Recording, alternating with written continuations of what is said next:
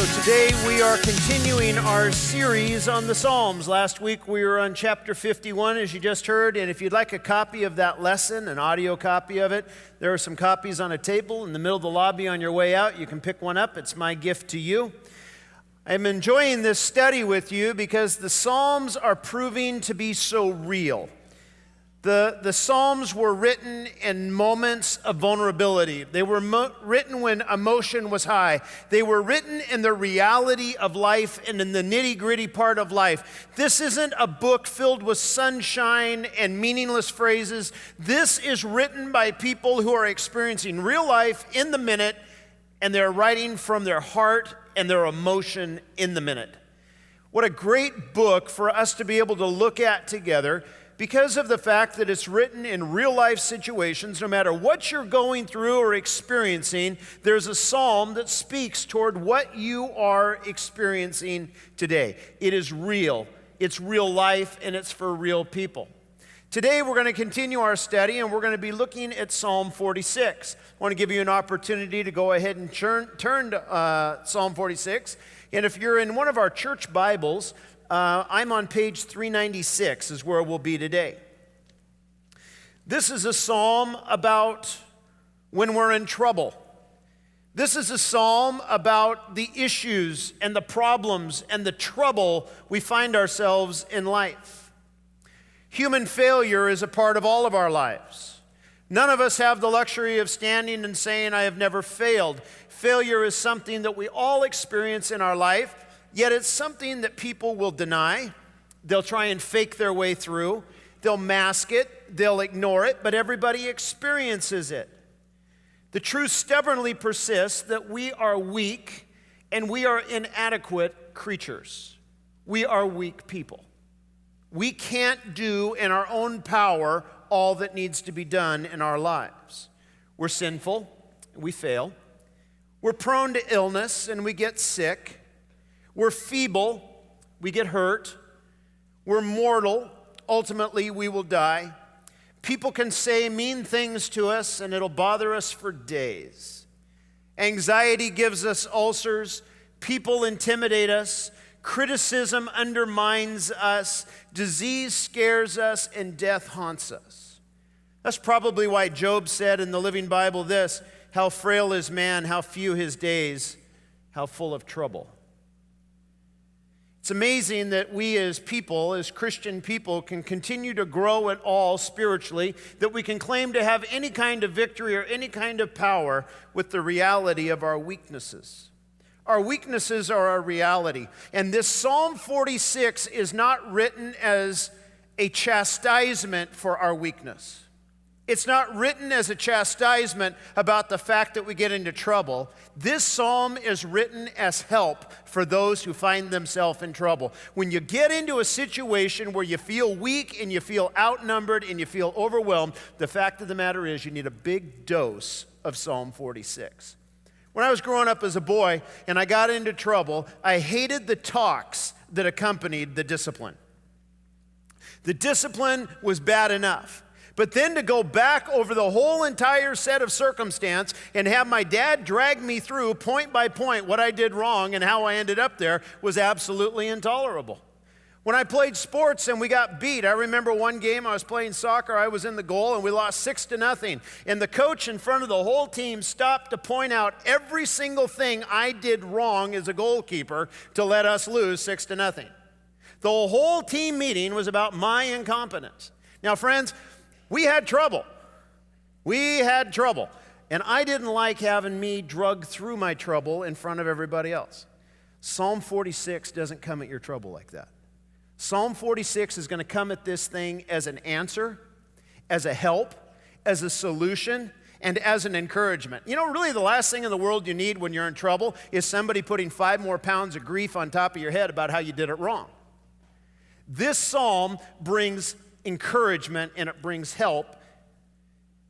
Psalm 46, it starts this way with the superscription. It says that it is set to the alamoth, and it's directed to the choir director. Now, the alamoth, that is a term of maiden or young woman, so we believe that this was a psalm that was written to be sung by the sopranos in the choir.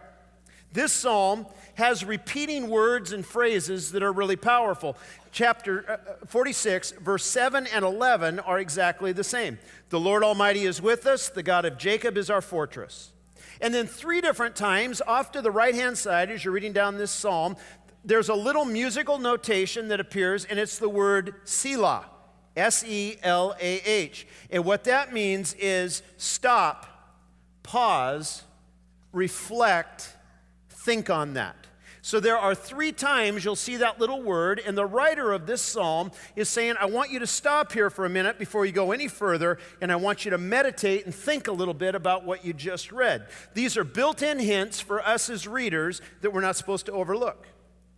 As in many of the Psalms, the very first verse states the entire purpose or theme of the psalm.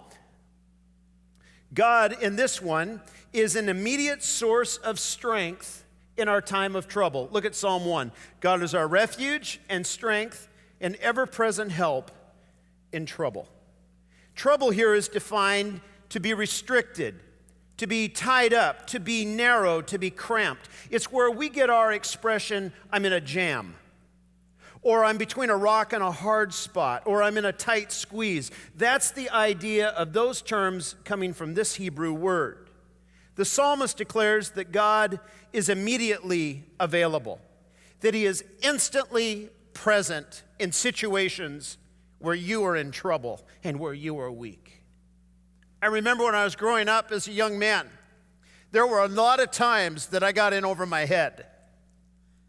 And without fail, the person I went to was my dad. I was in my room one night, and I had a horrible dream, and I woke up, and I was afraid.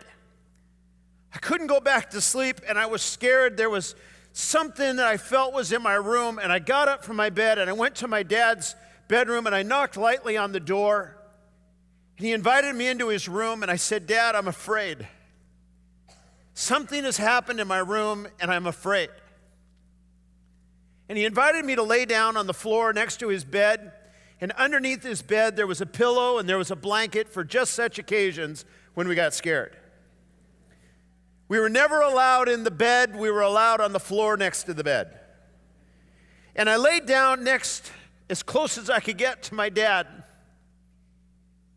And his hand came down from the mattress, and he held my hand.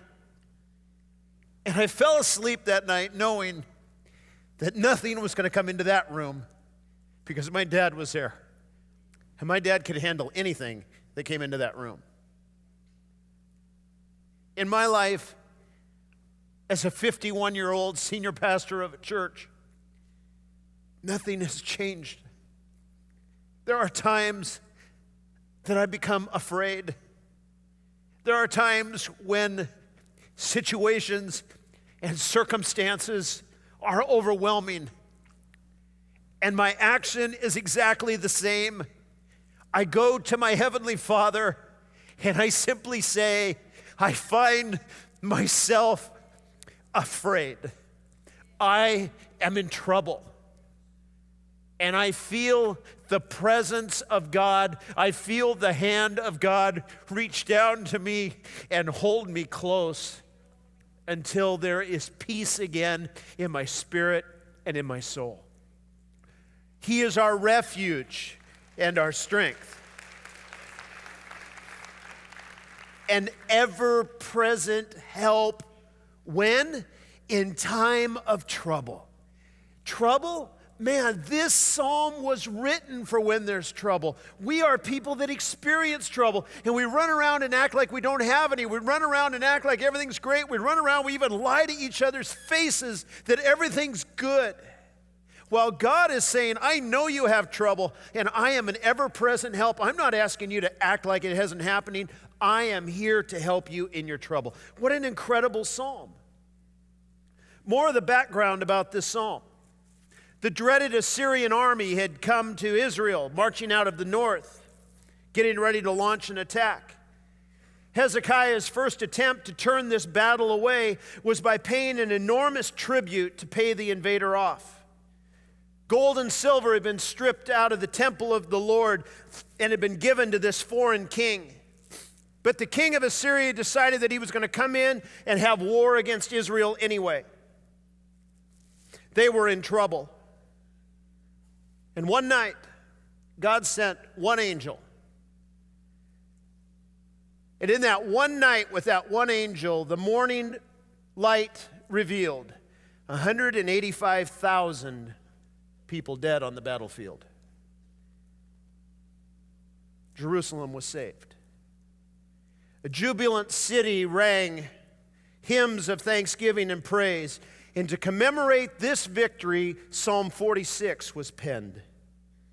So great was the victory and so marvelous the deliverance that to this day both Jew and Christian go to Psalm 46 in a time of trouble. And as I got ready to do this series, I sent out a question to this church and I said, what is your favorite psalm and why? And time after time after time after time, Psalm 46 came back. And 46:10 was specifically mentioned, be still and know that I'm God. I'll be exalted among the nations, and I'll be exalted on the earth. Psalm 121, we talked about this 2 weeks ago,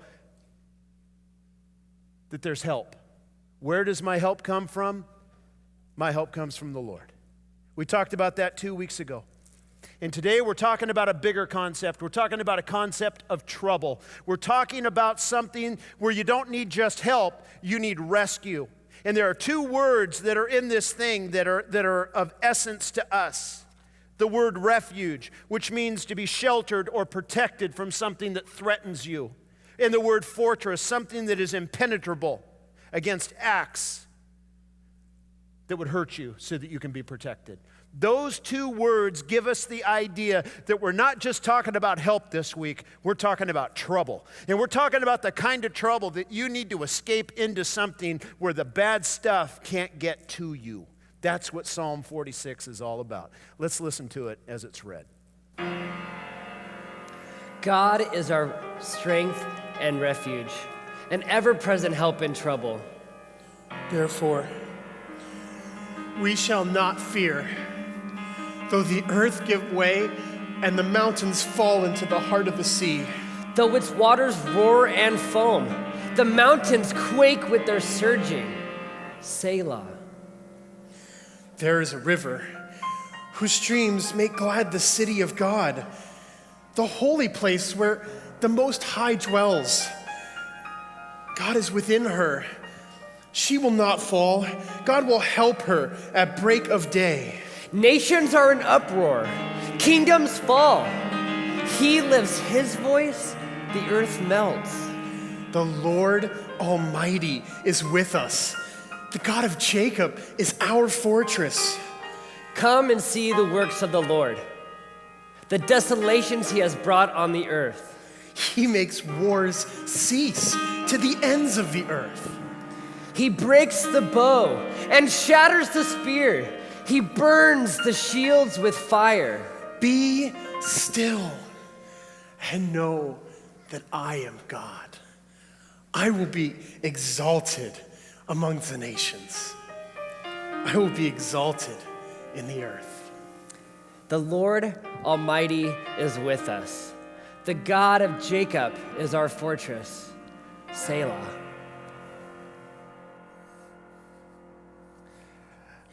A present help in time of trouble. Verse 1 says that God is a refuge. And then the writer of this psalm goes on to describe what kind of a refuge he's going to be. First of all, we find out it's a personal refuge.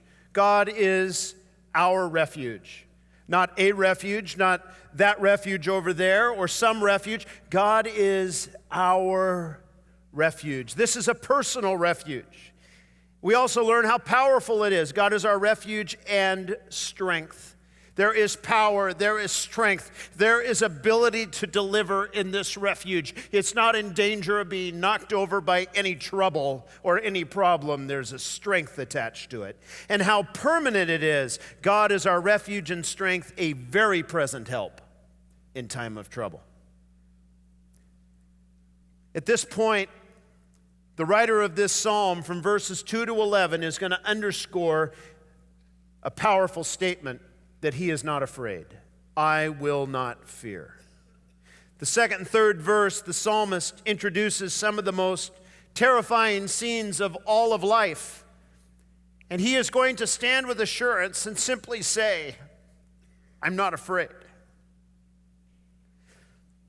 This is written in the imperfect tense in Hebrew, which means it's events that haven't happened yet, or it's a hypothetical situation. In this case, the songwriter begins to write about natural disasters so extreme that they would challenge the imagination. As a matter of fact, he's going to present a couple of scenarios about fear. And then he's going to give two responses to fear. I'm so glad he does this. Because the bottom line is, when we get into trouble, we become afraid. And this is not only going to say that God is available during a time of trouble, but now the writer is going to do something very practical for you and very practical for me. He's going to help us with the fear that we feel when we get into trouble. When the doctor calls and gives you a bad report and you feel fear, you need to know what to do with that. When you lose your job and you don't know what you're going to do and suddenly you feel afraid, you need to know what to do. When you're trying to get a hold of your teenage son and he's not answering his cell phone and you don't know where he's at and you can't find him and that little bit of fear starts to creep up inside of you, you need to know what to do with that fear when there's trouble. So this writer says, let me give you a couple of scenarios and then let me tell you what I'm going to do with my fear. And the first thing he talks about is nature in upheaval. Though the earth should be changed. What's more stable than the earth's landscape? It only changes under the most extreme of situations. Frightening circumstances like earthquakes and volcanoes, mudslides, landslides. Though the mountains slip into the sea, he said. In Hebrew literature, nothing is more immovable than a mountain. This is denoting the end of the world, that a mountain would be moved into the sea. And in verses 2 and 3, he resolves this way, I will not fear. Therefore, we will not fear, though the earth should be changed and though the mountains slip into the heart of the sea. Though its waters roar and the foam, though the mountains quake at its swelling pride. Selah. Even though the mountains get disrupted into the sea, even though our world comes to an end, I will not be afraid. Now just stop and think about that for a minute. Just think about the fact that something that huge could take place and you don't have to be afraid. How could anyone under such threatening circumstances say that? We'll go back to verse 1. Because God, our Heavenly Father, is an immediate helper and an ever-present help and strength in time of trouble. The psalmist rejects fear not on willpower, but on the fact that every situation is incapable of harming him beyond what God can protect him. Selah. Think about that for a minute. That God is strong enough and present and able to help you in trouble. Then he switches the picture to a city under attack. The psalmist responds to feelings of personal weakness from another perspective. The city of God in verse 4 is the subject, Jerusalem. And as you read these stanzas, you quickly discover the city is under attack. Jerusalem was a well-defended city. It sat high on top of a mountain, surrounded by difficult terrain, and it had high, thick, fortified walls. Still, the composer doesn't consider the embattlements where his faith is placed. His faith is placed on God, who helps him in his time of trouble. Then he starts to talk about a river. What an interesting thing that you'd be talking about embattlements and you'd be talking about a city and you'd be talking about war, and then all of a sudden he switches over and he starts talking about a river in verse 4. There is a river whose streams make glad the city of God, a holy place where the Most High dwells. This river I want to talk to you about today, and this is going to encourage you today. If you're in the middle of something and you're in trouble and you feel like you can't make it through, this verse is going to make a difference for you today. Now, if you haven't listened to me yet, If he's asleep, man, would you wake him up for this part? Because this part is what you came for. This is the nugget that you're going to be dragging around with you this week. You see, the Assyrians had come in, and they had surrounded. There's a war going on. Our history books tell us, in 2 Kings 20:20 tells us that there's a river that the psalmist is referring to. The word river here means constant flow. This isn't a stream that is seasonal and then dries up and then runs again and then dries up. This is a constant flowing river. And knowing that sooner or later the Assyrians would come to Jerusalem, Hezekiah did something very practical. He dug out of solid rock a channel that went 1,777 feet that would bring water from a source, a spring, into a holding tank within the city, and it was hidden in a way that the enemy never discovered it and never knew where the water was coming from. And if it hadn't been for that source of water, they never could have stood through the battle. But because fresh water was coming in every single day, the people were able to stand.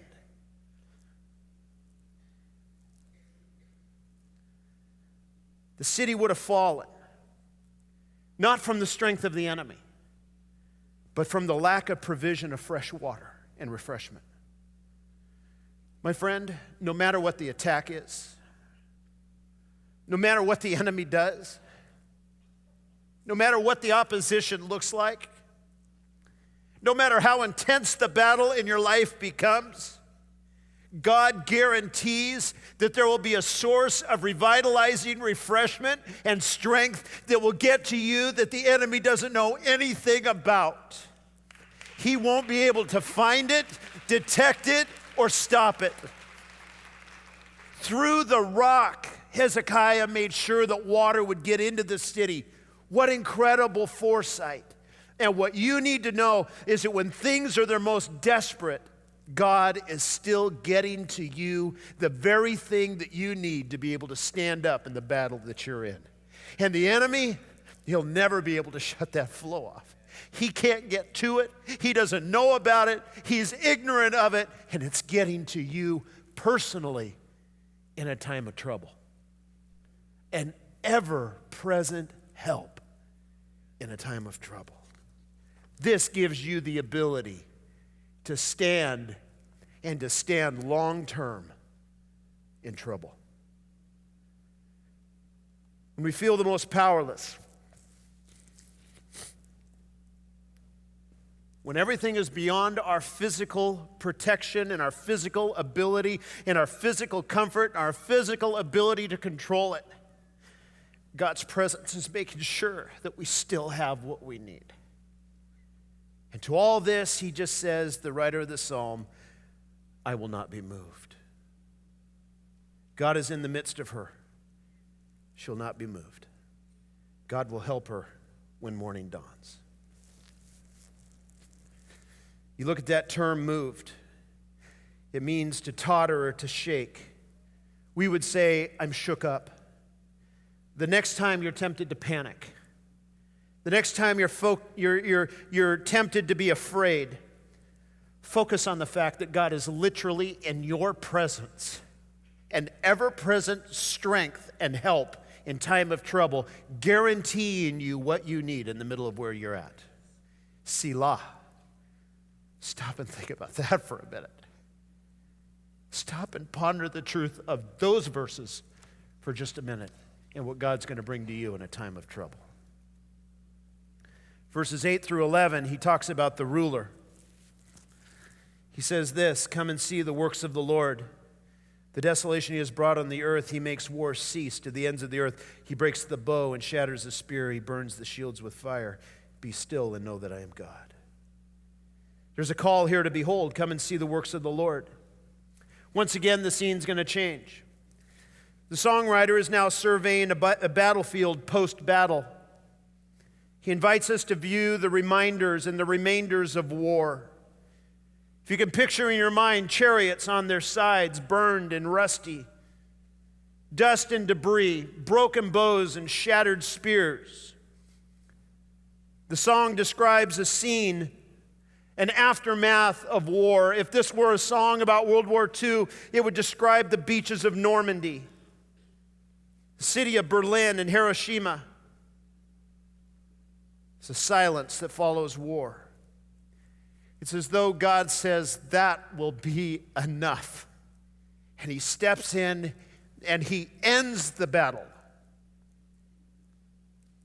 At this point,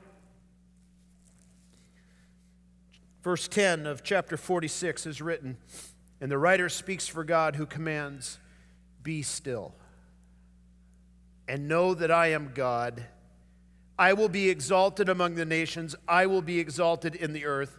The command, "be still," means this: cease striving. From the Hebrew imperative verb meaning sink down, let drop, relax. Most people quote this verse in a soothing, reassuring tone, as a serene invitation to have fellowship with God, when this was in fact written as a rebuke. Some scholars say it was addressed to the nations that were attacking God's covenant people. Others say it was a rebuke to the Hebrews themselves for their lack of trust in God as they stripped the gold and the silver out of his house and paid it up as a ransom. Most likely it's both. My friend, do you live in strife? Do you live in panic? Do you live in fear? Do you have a fretful spirit about you? Have your self-protected and protective attempts caused you more harm than good? In response to your realization of personal weakness, God calls you to cease striving.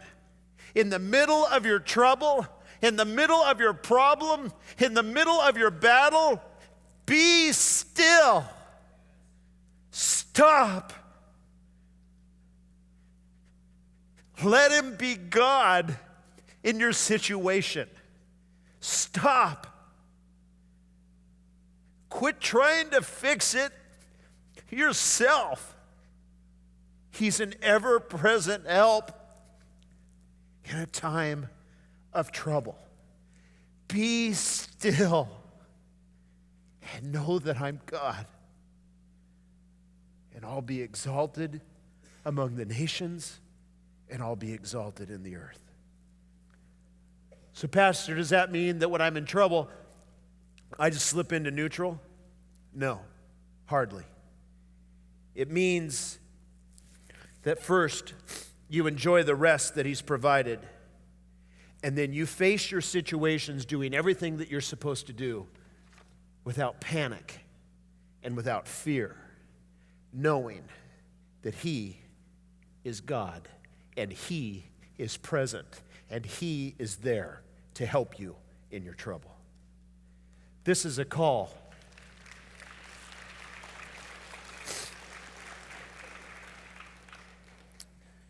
This is a call to believe.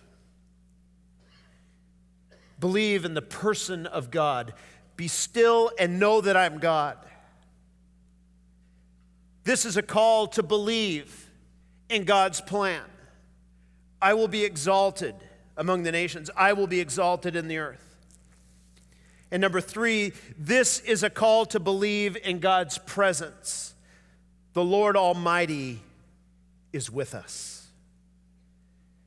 This with us is the same thing that we would hear at the birth of Jesus, Emmanuel, God with us. You see, there's never been a point on the timeline that wasn't God's desire. Whether you're in trouble or you're not in trouble, it's God's desire to be with you. But especially in trouble, God doesn't want to sit down and recount all the problems and all the mistakes that you made to get you into this situation. He is an ever-present help in a time of trouble, period. Praise the Lord. The first one, belief in God's person. The second one, belief in God's plan. The third one, belief in God's presence. That's what gives the possibility of verse 11. The Lord Almighty is with us. The God of Jacob is our fortress. Selah. Stop and just think about that for a minute.